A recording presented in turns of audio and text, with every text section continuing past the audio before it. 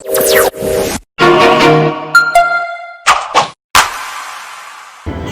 दोस्तों, मैं मीनू कुमारी एडवोकेट आपके बीच एक बार फिर। मैं काफ़ी दिनों से लाइव या कोई भी आपके बीच नहीं आई।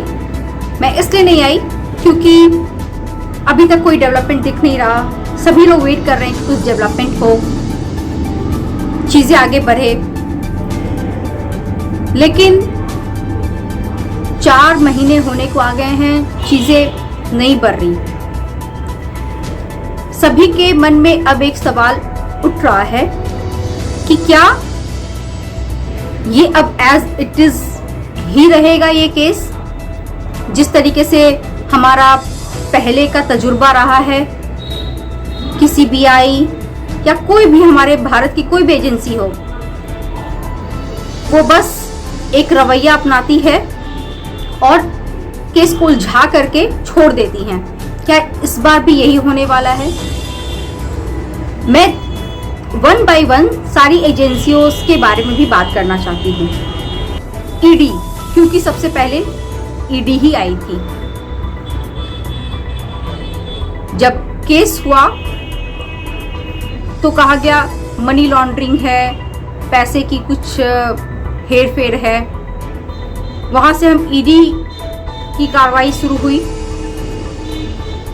ईडी ने कुछ अपने इन्वेस्टिगेशन किए, हमारे पास वो सारे एविडेंसेस आए, उसके आधार पे चीजें आगे बढ़ी।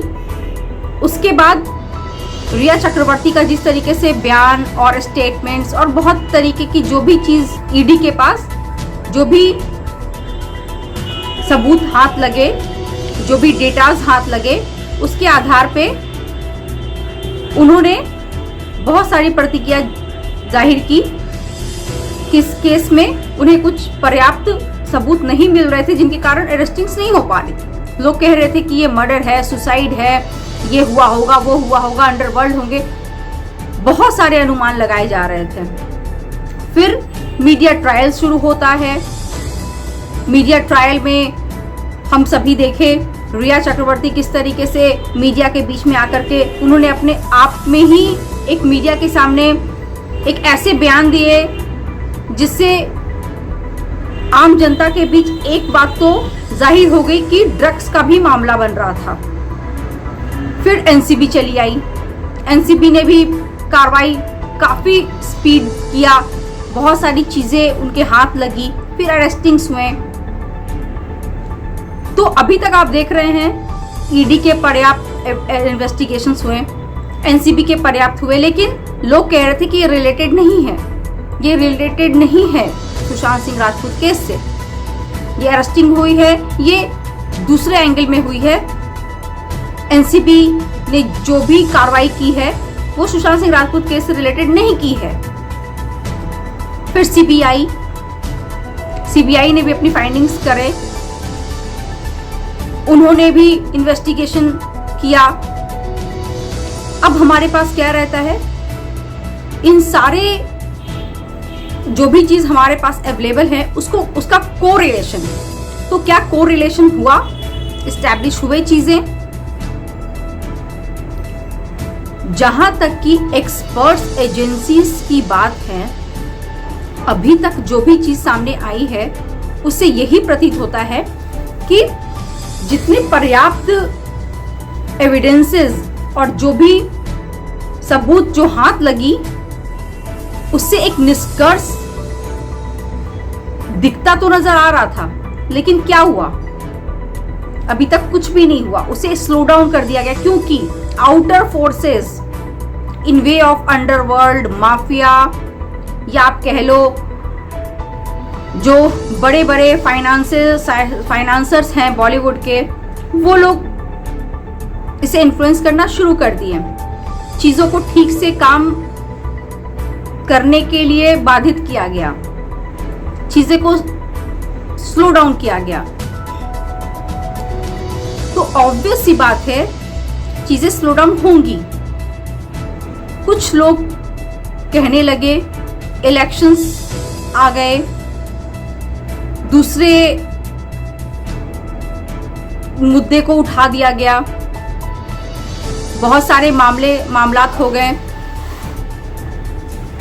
तो आप ये देख रहे हैं कि किस तरीके से कितने सारे फोर्सेस लगा दिए गए और चीजें बिल्कुल उलझ के रह गई।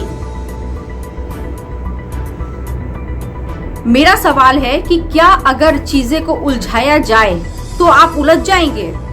क्या आप अपनी फोकस को शिफ्ट कर देंगे? जिस चीज के लिए हम एक साथ आए थे, ये जो मुहिम चली थी, न्याय की मुहिम चली थी, जिसके लिए इतनी आवाज उठी थी, कोने कोने से आवाज उठी थी, इतनी आवाज उठी कि वो देश विदेश तक उसकी आवाज गूंजी।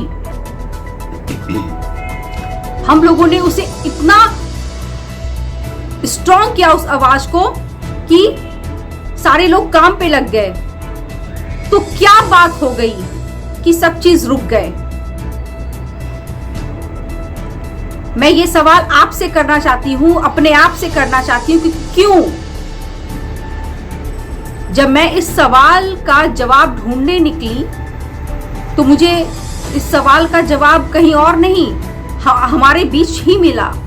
मैंने क्या देखा कि यहाँ लोग भ्रमित हो रहे हैं और उनको किया जा रहा है, वो हो रहे हैं। तो ये किसकी गलती है? हमारी गलती है। हम भ्रमित क्यों हो रहे हैं? हम दिशाहीन क्यों हो रहे हैं? हमें कोई कुछ बोल रहा है तो हम उधर चले जा रहे हैं, कोई इधर कुछ बोल रहा है तो हम इधर चले आ रहे हैं। क्यों? हम फोकस नहीं हैं। हमारी सरकार, हमारे एजेंसीज अगर कामयाब हो जाती है तो हमारी गलती की वजह से, क्योंकि हम फोकस नहीं हैं। हम अपने मुद्दे से भटकने लगते हैं। हमारा मुद्दा था न्याय, हमें न्याय चाहिए था, सुशांत के लिए न्याय चाहिए था, लेकिन हमें क्यों नहीं मिल रहा वो न्याय? क्योंकि हमें लोग भटका रहे और हम भटक रहे हैं। हम मौका क्यों दे रहे हैं? हम उन लोगों को मौका क्यों दे रहे हैं? हम लोग ही मौका दे रहे हैं। हम एक दूसरे पे पलटवार कर रहे हैं, मूवमेंट ब्रेक हो रही है, लोग एक दूसरे को ट्रोलिंग करने पे लगे पड़े हैं। क्या ये जरूरी है कि यहाँ पे किसी एक के लिए आप लड़ने आए और आप फिर आपस में ही अपने आप को साबित करने के लिए एक दूसरे से लड़ने लगे? आप कौन सी नैरेटिव सेट कर रहे हो? मैं ये सोचती हूं इस तरीके हमारी ही गलती है कि हमें कभी न्याय नहीं मिला, क्योंकि हम फोकस नहीं रहते। हम फोकस हटा करके फोकस अपना डाइवर्ट कर लेते हैं और एक दूसरे से लड़ना शुरू कर देते हैं। अभी भी कुछ नहीं बिक रहा है। सारी कार्रवाई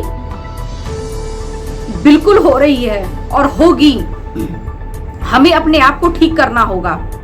मुझे लगता है कि हम लोग इतने उलझ गए हैं इतने सारे चीजों में कि हम तय नहीं कर पा रहे कि हमें जाना कहाँ है, और जो भटकाने वाले लोग हैं वो कामयाब हो रहे हैं।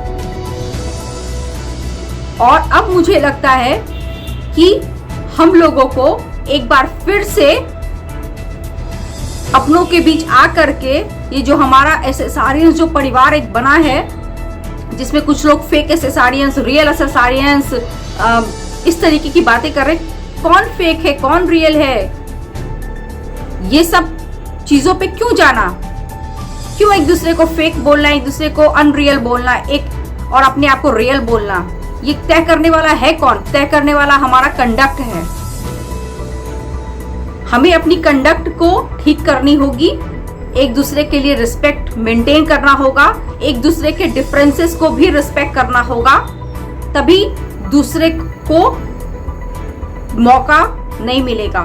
अदरवाइज इसी तरीके से हम मौका देते जाएंगे, आपस में लड़ते रहेंगे और सारी एजेंसियां एक टाइम के बाद काम करना बंद कर देगी और वो इधर कहेगी कि पब्लिक डोमेन का मैटर है, पब्लिक ने बोला इधर करो तो इधर कर दिया, उधर करो तो, बस यही चलता रहेगा और कुछ नहीं हासिल होने वाला।